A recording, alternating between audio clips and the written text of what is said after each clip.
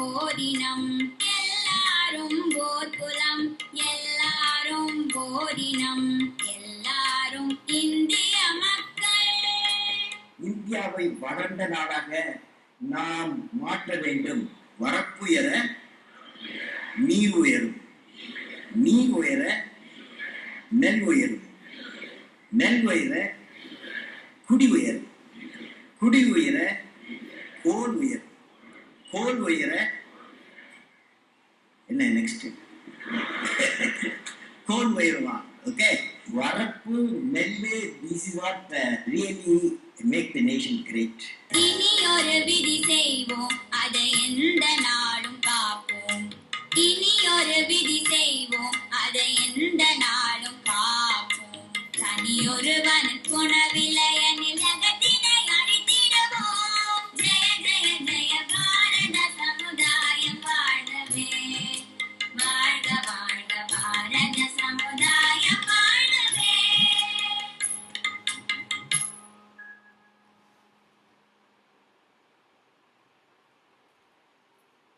வணக்கம் நேயர்களே, புதியதோர் உலகம் செய்வோம் இந்த வார நிகழ்ச்சிக்கு உங்களை அன்போடு வரவேற்கிறோம்.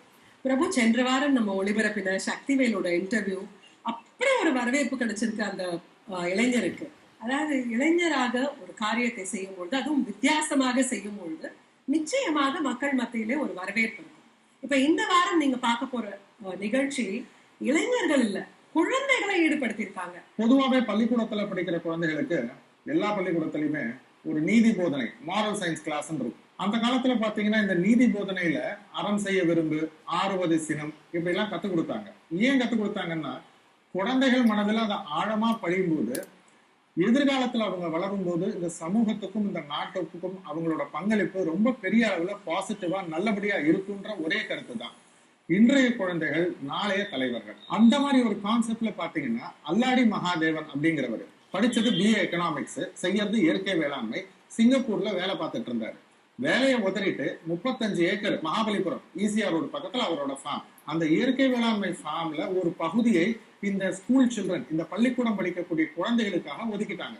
தத்துவா என்ற ஒரு பள்ளிக்கூடத்துல இருந்து ஒரு 55 குழந்தைகள், 1ஆம் கிளாஸ்ல இருந்து 3ஆம் கிளாஸ் படிக்கக்கூடிய குழந்தைகள், அவங்க அல்லாடி மகாதேவன் அவர் கூட வேலை பார்க்குற ஒரு 4-5 ஆளுங்களோட சேர்ந்து ஒரு ஏக்கர்ல நெல்லு எப்படி நடணும், நாத்தங்கால்னா என்ன, நெல்லு எத்தனை நாள் ஆகுது அறுவடை வரத்துக்கு, ஒரு அரிசியை ஒரு விவசாயி உற்பத்தி செய்வதற்கு எத்தனை நாள் எத்தனை வாரம் ஆகுதுன்னு கிளாஸ் எடுத்து அந்த குழந்தைகளோட உற்சாகத்தை பாத்தீங்கன்னா, அந்த சேத்துல இறங்குறது, அந்த மோட்டர் தண்ணியில குளிக்கிறது, அது எவ்வளவு பெரிய ஒரு பாதிப்பை அந்த பிஞ்சு மனசுல உண்டாக்கணும் பார்க்கும்போது ரொம்ப பிரமிப்பாக இருந்தது. அதோட முக்கியமான விஷயம் என்னன்னா, இந்த விவசாயம் அப்படிங்கிறது ஒரு சயின்ஸ், அதுலயும் ஒரு கணக்கு இருக்கு அப்படிங்கறத அந்த குழந்தைகளுக்கு புரிய வைக்கிறாரு. உண்மை, ஒரு இன்ட்ரெஸ்ட் வர வைக்கணும், அதுதான் ரொம்ப ரொம்ப முக்கியம். அதைத்தான் அல்லாடி மகாதேவன் அவர்கள் செய்து கொண்டிருக்கிறார். அவரை இந்த வார நிகழ்ச்சியில நம்ம சந்திப்போம்.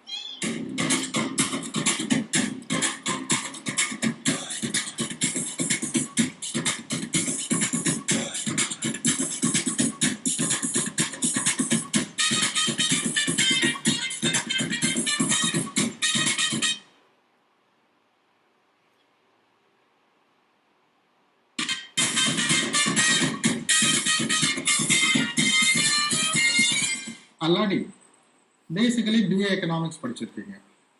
எதற்காக இந்த விவசாயத்துல உங்களுக்கு ஒரு இன்ட்ரெஸ்ட்? முக்கியமான விஷயம் என்னன்னா, எவ்வளவு காசு சம்பாதிச்சாலும் கடைசியில ஹெல்த்தோட இருக்கிறதுன்றது ரொம்ப முக்கியமான விஷயம்.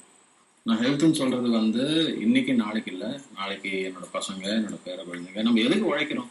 வெறும் காசு சம்பாதிக்கிறதுக்கு தானே. நல்ல ஹெல்த் இருந்ததுன்னா நிறைய இடத்துல தேவையில்லாத செலவே இருக்காது. முதல்ல விவசாயத்தையும் காசையும் நீங்க சேர்த்து பார்க்கறது கொடுமையா இருக்கு.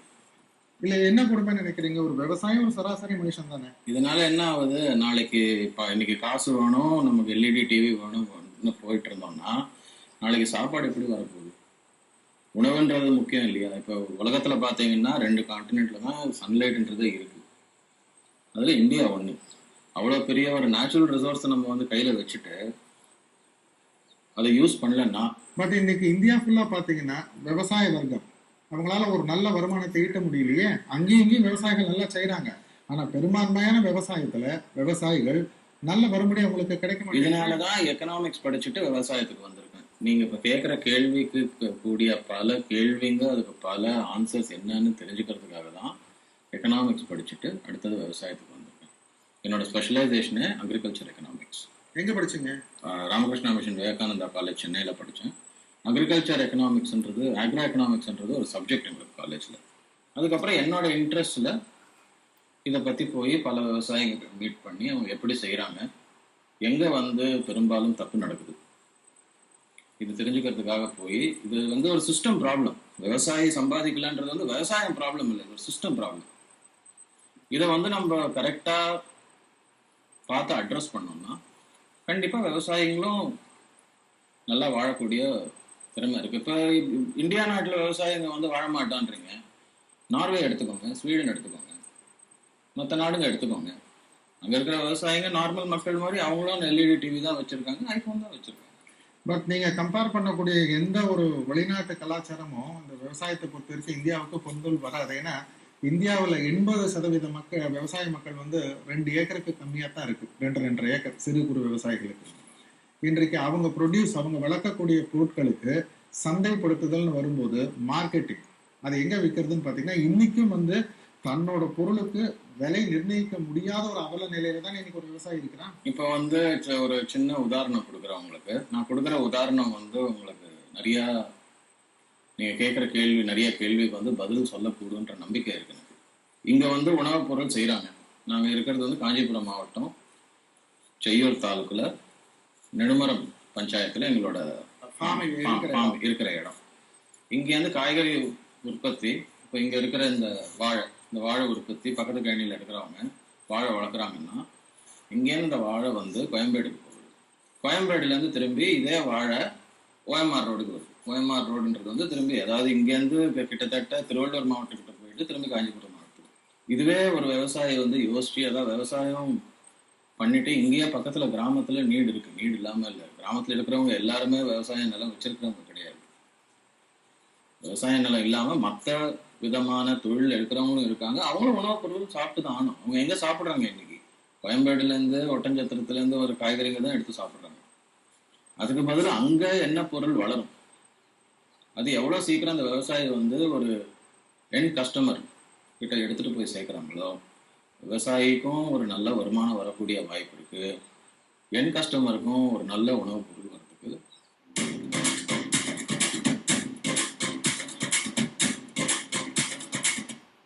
இந்த ஸ்கூல் பிள்ளைங்களை இந்த விவசாயத்துக்கு பயிற்சி கொடுக்கணுன்ற எண்ணம் எப்படி வந்தது உங்களுக்கு? எப்போ தோன்றியது? This is a brilliant idea இல்லையா? முதல்ல இங்க ஆரம்பிச்சு போய் பார்க்கலாம், விவசாயம் கிராமப்புறம் நல்லா இருக்கும், போய் பார்க்கலான்னு பார்த்தா எல்லாரும் உட்காந்து இன்ஜினியரிங்க்கும் மெடிக்கல் எக்ஸாமுக்கும் ஐடி கம்பெனிக்கு போகிறதுக்கு தான் ப்ரிப்பேர் பண்ணிட்டு இருக்காங்க. சரி, ப்ரிப்பேர் பண்ணிட்டு இருக்காங்க, படிக்கிறாங்க, நல்ல படிப்பு போட்டோன்னு பார்த்தா இருக்கிற நிலையெல்லாம் அதே இன்ஜினியரிங் கம்பெனி மெடிக்கல் காலேஜஸ்க்கு தான் வித்துட்டு போகிறாங்க. அவங்களுக்கு என்ன புரியலன்னா, அவங்க ஃபேக்ட்ரியில் ஒரு மிஷினரி மாதிரி தான் நாளைக்கு வாழ போகிறாங்கன்றது அவங்களுக்கு புரியல. இதை எங்கே ஸ்டார்ட் பண்ணணும், இதை யங் ஏஜில் ஸ்டார்ட் பண்ணணும். கேட்ச் டைம் பயிற்சி எல்கேஜி லெவல்லேருந்து ஆரம்பிக்கணும். என்ன மாதிரியான பயிற்சி? எல்கேஜிலேருந்து வந்தாங்கன்னா விதை நடக்கும். அவங்களுக்கு என்ன காய்கறி பிடிக்குமோ அந்த காய்கறியோட விதையை நட சொல்லுவோம். இது நடுங்கன்னு சொல்ல மாட்டோம், எந்த காய்கறி பிடிக்குதோ நடுங்க. இந்த காய்கறி கடைசியில் உங்கள் அம்மா உனக்கு தான் சமைச்சு கொடுக்க போகிறா. நீ ஏன் அம்மா கிட்ட சொல்லி சனிக்கிழமை வருதுனாலும் சரி, நீ எப்போ வர முடியும்னாலும் நீ எனக்கு ஃபோன் பண்ணி சொல்லு, நீ என் பண்ணைக்கு வா, நீ நட்ட காய்கறி எப்படி வளர்ந்து வருது அதுலேருந்து அதுலேருந்து இன்ட்ரெஸ்ட் வர ஆரம்பிக்கும். அடுத்தது எங்கள் பண்ணையில் இருக்கிறவங்க ஒரு சிலர் இதுக்காக மேனேஜ் பண்ணுறதுக்கு கொடுத்துருக்கோம்.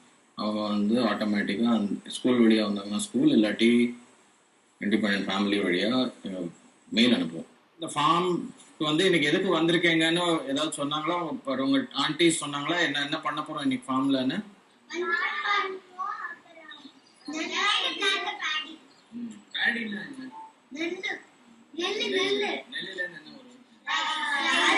அரிசி வருது இல்லையா? இந்த நெல் வரத்துக்கு ஃபர்ஸ்ட் இந்த சாப்ளிங்ஸ் ஃபர்ஸ்ட் நடுவோம். நம்ம இந்த சாப்ளிங்ஸ் முதல்ல இதே மாதிரி ரைஸ் இல்லாம நெல்லை வச்சு வளர்ப்போம். நெல்லை வச்சு வளர்த்து அதுக்கப்புறம் சாப்ளிங்ஸ் இந்த ஹைட்டுக்கு வரும்.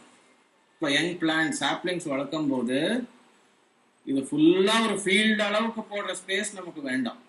ஒரு சின்ன இடத்துல போடலாம். நம்ம வாட்டர் வேஸ்ட் பண்ணக்கூடாதுன்னு தான் நம்ம வந்து முதல்ல ஒரு சின்ன இடத்துல இதை போடுறோம். அங்கேருந்து எடுத்துன்னு போய் கொஞ்சம் கொஞ்சமா ஒரு பெரிய இடத்துல நடுறோம். நம்மாழ்வார் ஐயாவோட பேச்சுலேருந்து நான் தெரிஞ்சுக்கிட்டது, ஒரு மரம் நடுங்க, அந்த மரமும் குழந்தையும் ஒன்றா வளரும் போது அதில் நிறையா பாசம் வளரும் சேர்ந்து. அவங்க வளரும் போது வந்து பார்ப்பாங்க, என் குழந்தை நான் இவ்வளோ வளர்ந்துட்டேன், இந்த கொய்யா செடி என் ஹைட்டுக்கு வருது, நான் இவ்வளோ தானே போட்டேன், இந்த கொய்யா செடி என் ஹைட்டுக்கு வருது, கொய்யா செடி என்னோட ஹைட்டுக்கு போகுது. அப்போது மனுஷனோட ஒரு வருஷம் வாழ்க்கை ஈக்குவல் டு இந்த செடியோட எவ்வளோ வருஷம் வாழ்க்கை. சில கேட்குற கேள்விங்கள்லாம் பார்த்தீங்கன்னா நம்மளால பதிலே சொல்ல முடியாது. லாஜிக்னு சொல்லி நிறையா இன்ட்ரடியூஸ் பண்ணியிருக்காங்க. இப்போ ஒரு குழந்தை என்ன கேட்டது, இவ்வளோ பெரிய செடி மாஞ்செடி, மாம்பழம் வந்து காய் வந்து இவ்வளோ தான் இருக்குது, இவ்வளோ மெலீஸா இருக்கு பூசணிக்காய் செடி, ஏன் பூசணிக்காய் காய் இவ்வளோ பெருசா இருக்கு? இதுக்கு என்ன பதில் சொல்லுங்க? ஸோ கிட்ஸ், அந்த குழந்தைகள் வந்து நேச்சுரலாகவே பார்த்தீங்கன்னா அவங்களோட கியூரியாசிட்டி அண்ட் பிரில்லியன்ஸ் ஆஃப் மைண்டை பெரியவங்களுக்கு கூட அந்த அளவுக்கு விஷயம் தெரிய மாட்டேங்குது. இப்போ நீங்கள் ஸ்கூல் பசங்கன்னு சொல்கிறீங்க, நல்ல விஷயம்தான். எத்தனை ஸ்கூல் நீங்கள் காண்டாக்ட் பண்ணியிருக்கீங்க? எத்தனை ஸ்கூல்ஸ் இது வரைக்கும் வந்திருக்கிறாங்க? இது வரைக்கும் நாங்கள் ஒரு 6லேருந்து 7 பள்ளிக்கூடம் வரைக்கும் நாங்கள் எடுத்துகிட்டு வந்து இங்கே பயிற்சி நடத்திக்கிறோம். நாங்கள் பள்ளிக்கூடம்னா வெறும் ஒரு டீச்சரு ஸ்டூடெண்ட் மாத்திரம் கிடையாது. யாரெல்லாம் அவங்க குடும்பத்துலேருந்து வரணும்னு நினைக்கிறாங்களோ அவங்க இங்கே ஒரு நாள் வந்து பயிற்சி எடுத்துகிட்டு போகிறதுக்காக எல்லா எஜுகேஷனும் ப்ரொவைட் பண்ணுறதுக்கு செஞ்சுட்ருக்கோம். இது வந்து கிட்டத்தட்ட ஒரு 5-6 வருஷமாக செய்கிறோம்.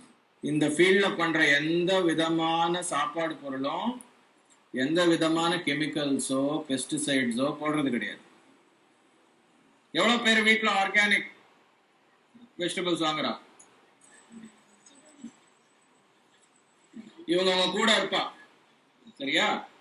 5 பேரு ஒருத்தரோட இருப்பா. அங்கிளும் உள்ள இருப்பேன். பேடி நடும்போது எப்படி நடணும்னா அவன் அவங்களுக்கு ஒன்று எடுத்து காமிப்பா. இதுலன்னு ஒன்று எடுத்து காமிச்சு நீங்க போற இடம் சேரா இருக்கும், அதனால பொறுமையா போகணும். போயிட்டு சோப் பண்ணும் போது நல்லா டீப்பா சோப் பண்ணணும். அப்பதான் இந்த ரூட்ஸ் உள்ள போய் ஸ்ப்ரெட் ஆகும்.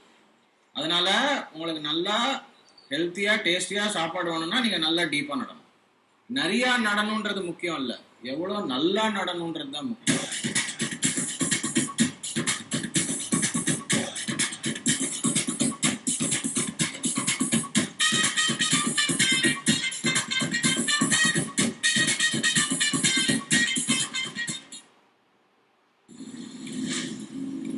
இன்னைக்கு வானம் சரியில்லையே, காத்து வேகம் அடிக்குதே, என்ன புயல் வருமோ?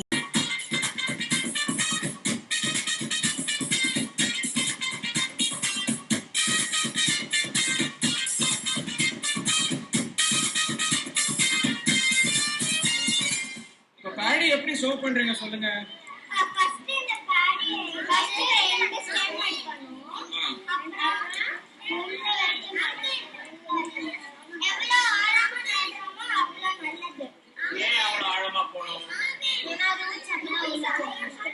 இன்னொரு பக்கம் என்ன செஞ்சோம்னா க்ரோ யுவர் ஓன் வெஜ்ஜீஸ்ன்னு சொல்லிட்டு ஃபேஸ்புக்கில் ஒரு குரூப் ஆரம்பிச்சோம். இந்த குரூப்பில் வந்து ஒரு இப்போ வந்து ஒரு 45,000 பேர் இருக்காங்க. இந்த குரூப்போட நோக்கமே என்னன்னா, நீங்கள் குரூப்பில் வர முடியாதவங்க வந்து இப்போ வெறும் சென்னை சிட்டி மாத்திரம் கிடையாது, சென்னை பக்கத்தில் தான் நாங்கள் இருக்கோம். உலகத்தில் எங்கே இருந்தாலும் எங்கள் நாலேஜை வந்து எடுத்துகிட்டு போய் எடுத்துக்கிறதுக்காக கொடுக்கறதுக்காக ஆரம்பித்த குரூப். இன்னைக்கு எங்களோட பல மடங்கு எக்ஸ்பர்ட் வந்து சேர்ந்துருக்காங்க.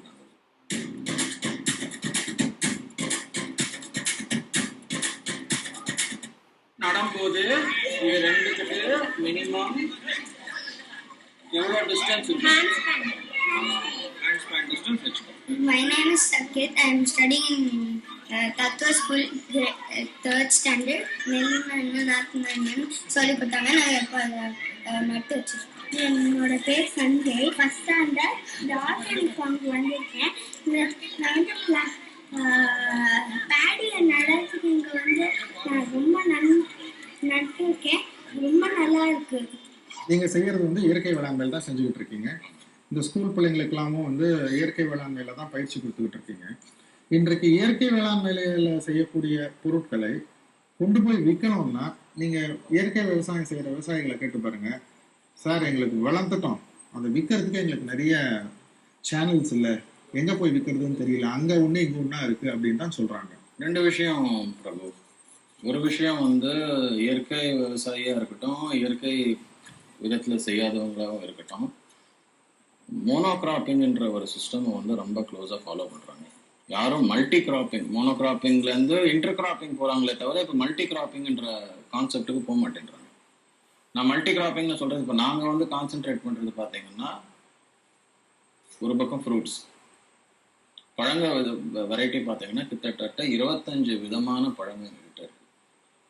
3 ரீசன். ஒரு ரீசன் வந்து எந்த சீசன்ல வந்து எந்த கிராப் ரெவன்யூ கொடுக்கும்ன்ற பிளானிங் கிடையாது. எல்லா சீசன்லயும் ரெவன்யூ கொடுக்கக்கூடிய கிராப் அவைலபிளா இருக்கு நம்மளோட பாரம்பரியத்துல. செகண்ட், இந்த ஆன்யுவல் பெரினியல்ன்றது, எது ஆன்யுவல் கிராப்பா போகணும், எது பெரினியல் கிராப்பா போகணும், இது வந்து ஆட்டோமேட்டிக்கா ஷார்ட் டேர்ம் லாங் டேர்ம் ரெவன்யூன்றதை வந்து முடிவு பண்ணும். ஆனால் நாங்கள் அதை யோசிக்கிறது கிடையாது. நாங்கள் போட்ட நெல் போடுவோம், திரும்பி நெல் போடுவோம், திரும்பி நெல் போடுவோம். ஸோ இந்த மாதிரி ஒரு கிராப் சிஸ்டம் இருக்கிறதுனால அவங்களோட ப்ராடக்டை எடுத்துட்டு போய் மார்க்கெட்டிங் பண்றதுக்கு ஸ்கோப்பே கிடையாது. இப்போ சந்தைன்னு போயிட்டு எல்லாரும் மல்டிநேஷ்னல் சூப்பர் மார்க்கெட் டிபார்ட்மெண்டல் ஸ்டோர்னு ஆயிடுச்சு இல்லைங்களா? சந்தைன்றது ஒரு எவ்வளோ பெரிய நம்மளோட பூர்வீகத்துல நம்ம கலாச்சாரத்துல எவ்வளோ ஒரு பெரிய முக்கியமான விஷயமா இருந்தது. இது எதனால வந்தது? நீ ஏன்பா 4 விதமா போட்டு 4 வாட்டி சந்தைக்கு போற, நீ வீட்டிலேயே உட்காரு, நாங்க வந்து காசு கொடுத்துட்டு எடுத்துட்டு போறோம். Wholesale market monocropping system. அதாவது ஒரே பயிரை திருப்பி திருப்பி அவங்க பயிரிடுறதும், அந்த கொள்முதல் பண்ணக்கூடிய அந்த நடு தரகர்கள் இருக்கும், அதை தான் சொல்றீங்களா? என் பேர் கௌதம். நான் வந்து ஆர்கானிக் ஃபார்முக்கு வந்திருக்கேன். பேடினா என்னதுலாம் கற்றுருக்கேன். இப்போ நான் வந்து அதுக்கு பிளான் பண்ணி வந்திருக்கேன். நான் வந்து ஆர்கானிக் ஃபார்ம் தாண்டி வந்தேன். நான் அப்புறமா நெல் நாற்று அதெல்லாம் சொல்லிட்டு இது பண்ணது எனக்கு ரொம்ப சந்தோஷமா இருக்கு. இதை சொல்லி ஆர்கானிக் இந்த மாதிரி வேலை நான் எப்பவே பண்ணது கிடையாது. இதான் ஃபர்ஸ்ட் டைம் நான் இந்த மாதிரி ஃபார்ம் பண்றது. Studying in Gateway, I came to this field trip because of my sister. She is studying here with her, and I had so much fun here. They taught us how to plant saplings.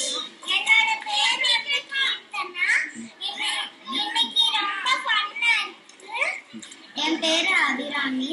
என்னை field ட்ரிப்புக்கு கூட்டிட்டு வந்திருக்காங்க எல்லாரும். எனக்கு ரொம்ப பிடிச்சிருக்கு. நான் மட்டும் சாப்பிட்றதுன்னு நான் சாப்பிடுறேன்.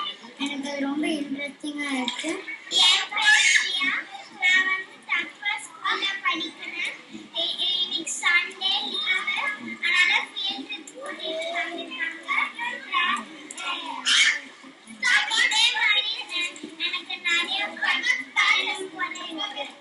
ஆர்காட்டிங்னா கெமிக்கல் கலராக எதுதான். விவேகானந்தர் கூறியதோ 10 இளைஞர்களை கொடுங்கள், நான் புதிய இந்தியாவை உருவாக்கி காட்டுகிறேன் என்று. இங்கு புதிய இந்தியாவை படைக்க தயாராகிவிட்டனர் என்றே கூறலாம். மிடில்மேன்ன்றது வேற, வேல்யூ ஆடிங்கிறது வேற. நான் சொல்றது வந்து மிடில்மேன் மார்க்கெட் வந்து. ரெண்டாவது, ஆர்கானிக்கும் மல்டி கிராப்பிங்கும் ஏன் சேர்ந்து போகும்னா, ஆர்கானிக் ஃபார்மிங் சிஸ்டம் ஆட்டோமேட்டிக்கா வந்து ஒரு கிராப் வந்து இன்னொரு கிராப்போட பெனிஃபிட்ஸை பார்க்கும். மல்டி கிராப்பிங் சிஸ்டம் வந்து இப்போ நான் காய்கறி போடுறேன், ஒரு கீரை இருக்கு, ஒரு இஞ்சி இருக்கு, ஒரு பச்சை மிளகாய் இருக்கு, ஒரு தக்காளி இருக்கு, வெண்டைக்காய் இருக்கு. வெண்டைக்காயோட காரம் வந்து சில பூச்சிங்களை வந்து மற்ற செடிங்கள்லேருந்து தவிர்க்கும். ஒரு சாமந்தி செடி போட்டோம்னா சாமந்தி வந்து பூச்சிக்கு வந்து தவிர்க்கிறதுக்கு நல்லது. நடுவில் வந்து பச்சை பயிறு உளுந்து போட்டு மிதிச்சு விட்டோம்னா பச்சை பயிருக்கு பச்சை பயிரும் ஆச்சு, அதே நேரத்தில் நைட்ரஜன் ஃபிக்சேஷன்ன்றது. இதை செய்யாமல் நம்ம டில்லரை வச்சு டிராக்டரை வச்சு மண்ணை உழுதுடுறோம். மண்ணை உழுந்த அப்புறம் ஐயோ மண்ணை உழுந்துடுச்சு, மண்ணுக்கு வந்து சத்து இல்லைன்னு சொல்லி அதை திரும்பி எடுத்து வந்து கெமிக்கலை போடுறோம். இதெல்லாம் வந்து நம்மளா எடுத்து, அதாவது நம்மளோட சுயநலத்துக்காக எடுத்து நம்மளா நம்ம மேல சேர்த்துக்கிட்டோம். 1 year back நாங்கள் வந்து இந்த ஃபார்முக்கு வந்தோம். அப்போ வந்து எப்படி பீர்க்கங்காலேருந்து அந்த சீடை எப்படி எடுக்கணும்னு சொல்லி தந்தாங்க. அதுக்கப்புறம் நாங்கள் லேடிஸ் ஃபிங்கரும் பீட்ரூட்டும் கூட நட்டு வச்சோம். உங்களோட பொருட்களை எப்படி நீங்க விற்கிறீங்க? ஒரு பக்கம் வந்து நாங்கள் எடுத்துகிட்டு போயிட்டு ஸ்பெசிஃபிக்காக ஆர்கானிக் ஸ்டோர்ஸ்ன்னு இருக்குது, நிறையா இப்போ வந்துட்டு இருக்கு. சென்னையில், தமிழ்நாடுல நிறைய ஸ்டோர்ஸ் வந்துட்டு இருக்கு. அவங்கள அன்னைக்கு அவங்க வந்து எங்கள் இடத்த பார்த்து அவங்க எடுத்துகிட்டு போகிறாங்க. ரெண்டாவது வந்து நாங்கள் ஸ்கூல்ஸ் அப்ரோச் பண்ணுறோம். இந்த பசங்களுக்கு வந்து விவசாயத்தை பற்றி தெரியறது ரொம்ப முக்கியம். எப்போ வந்து பசங்க வந்து பார்த்து அதை பற்றி கற்றுக்கிட்டு அதை பற்றி இன்ட்ரெஸ்ட் காமிக்கிறாங்களோ, ஆட்டோமேட்டிக்காக ஃபேமிலியில் வந்து ஃபார்மரை போய் அந்த விவசாயியை வந்து சந்திக்கணும், அவங்களோட பேசணும், அவங்க என்ன பண்ணுறாங்கன்னு பார்க்கணுன்ற இன்ட்ரெஸ்ட் வந்து இன்க்ரீஸ் ஆகுன்றது எங்கள் நம்பிக்கை. களிமண்ணால் இது மட்டும் இல்லை, பூந்தொட்டி, நம்ம கிச்சன் ஐட்டங்கள், தைஜாடி, டம்ளரு, தட்டு, அப்புறம் குழம்பு வைக்கிற பொறி, மண்பானைகள், ஃப்ளவர் பாட்ஸு, இது மாதிரி எல்லாம் நிறைய தயார் பண்ண முடியும். இதெல்லாம் எப்படி செய்கிறோம் அப்படின்னு தெரியுமா? கண்டிப்பாக தெரியாது இல்லையா? அது எப்படி செய்கிறோம்னா இவங்க வந்து பார்ப்பாங்க. ஃபஸ்ட்டு களிமண்ணை பதப்படுத்தி வச்சுருக்குறோம். பதப்படுத்தி வச்சுன்னா நல்லா களித்தன்மையாக சேரணும். இப்படி மிதிக்கும் போது தான் உங்களுக்கு அந்த மண் வந்து நல்ல எருவலாக சேரும். அந்த பாத்திரங்கள் செய்கிறது மாதிரி இப்போ பக்குவ நிலைமைக்கு வரும். களித்தன்மை வந்ததுக்கப்புறம் நம்ம இந்த மிஷினில் வச்சு கைகளில் வச்சு செய்ய ஆரம்பிக்கிறோம். இப்போ நம்ம இந்த மிதிச்ச களிமண்ணை சேர்த்து வச்சுருக்கோம். சேர்த்து வச்சு இந்த மிஷினில் வச்சு இந்த மாதிரி ஒரு நமக்கு தேவையான அளவு வச்சுக்கணும். அது ஸ்டார்ட் பண்ணுறோம். இது வந்து கொஞ்சம் தண்ணி எதுவும் கொஞ்சம் தேவைப்படும். இது செய்யறதுக்கு தேவையானது மூங்கிப்பட்டை. மூங்கிப்பட்டை ஒன்று இருந்தால் போட்டுங்களா?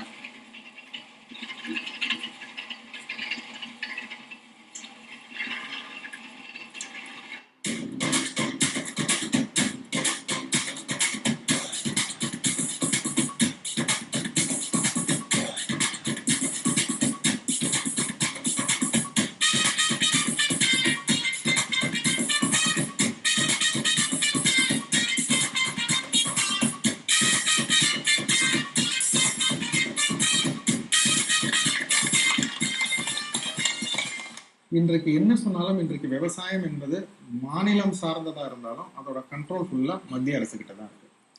ஒரு விவசாயியால அவனோட பொருட்களுக்கு விலை நிர்ணயம் பண்ண முடியாத அளவுல இருக்கும்போது நீங்க எப்படி இவ்வளவு ஒரு உற்சாகத்தோட இதற்கு ஒரு காரணம், அதற்கு ஒரு எக்ஸ்பிளனேஷன் கொடுக்க முடியும்?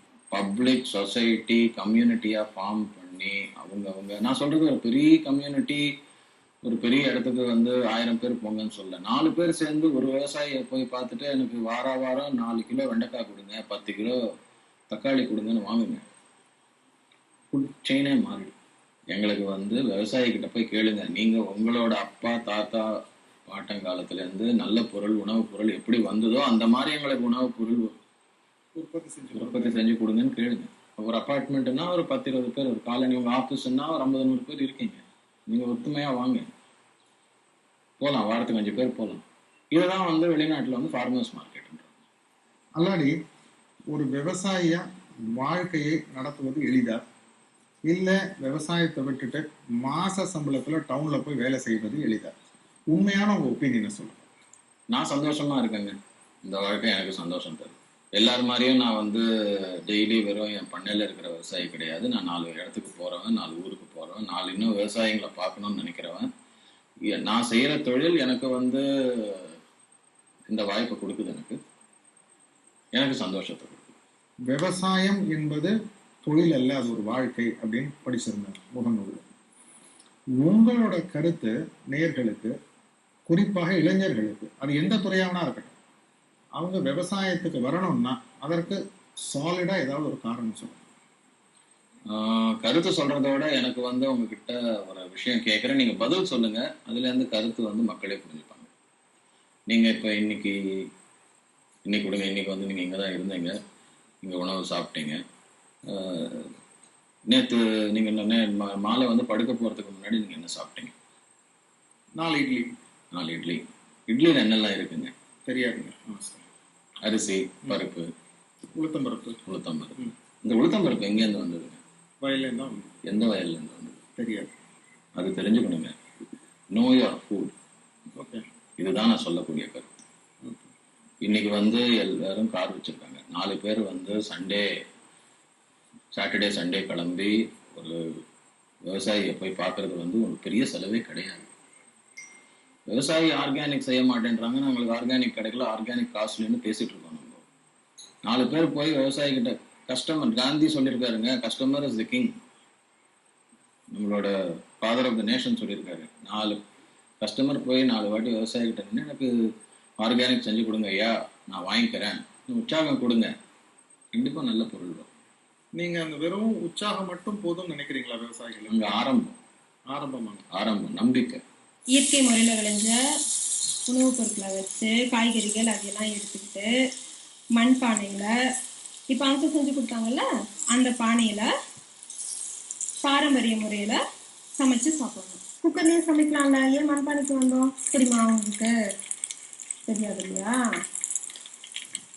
இந்த கீரை இருக்கு இல்லையா, இந்த கீரையில் என்ன சத்து இருக்கு? இந்த சத்து முழுசும் வீணாகாம நமக்கு உடம்புக்கு நேரடியாக கிடைக்கும். இதை என்ன பண்ணுவீங்க? போயிட்டு அம்மா கிட்ட சொல்றீங்களா நாளைக்கு எல்லாரும் நாளைக்கு எதில் புக் பண்ணணும்? சரி, கடைசியா ஒண்ணு இல்லாடி, இன்னையிலிருந்து ஒரு 10 ஆண்டுகள் கழிச்சு இந்த விவசாயம் அப்படின்றது எப்படி இருக்குன்னு நினைக்கிறீங்க? நாடுங்க நடுவில் போர்னு வந்ததுன்னா சாப்பாடுக்கு தாங்க வரப்பு. இன்னும் 10 வருஷத்துல இந்த ஊருக்கும் பக்கத்து ஊருக்கும் வந்து சாப்பாடுக்காக சண்டை போட்டுக்கிட்டா கூட நம்ம ஆச்சரியப்படுறது இல்லை. அது வரக்கூடாம பார்த்துக்கிறதுக்கு இன்னைக்கு இளைஞருங்க, இன்னைக்கு தாய்மாருங்க மெயினாக ஏன் சொல்றேன்னா, வீட்டில் வந்து உணவுன்றது அவங்க கை வழியாக தான் வீட்டுக்கு போகுது, அவங்க பசங்களுக்கு மெயினாக போகுது. அவங்க அதை கொடுத்து வளர்க்கணும். உணவோட எவ்வளோ க்ளோஸாக இருக்கணும், நம்ம என்ன மாதிரி உணவோட நம்ம இருக்கணுன்றது வந்து அவங்க கொடுக்கணும். இது கொடுக்கலன்னா நம்ம ரொம்ப கஷ்டமான நிலைமையில தான் இருக்க போகிறோம். மற்ற இளைஞர்களும் இளைஞிகளும் களம் இறங்கினால் விவேகானந்தரின் வார்த்தைகள் வெகு விரைவில் செயலாக்கம் பெறும். உங்க டைம் எங்களுக்காக நீங்க ஒதுக்கி இன்னைக்கு எங்களோட ஸ்பெண்ட் பண்ணதுக்கு ரொம்ப நன்றி. பொதிகை குழுவின் சார்பாக உங்களோட மனமார்ந்த வாழ்த்துக்கள் சொல்லாடி.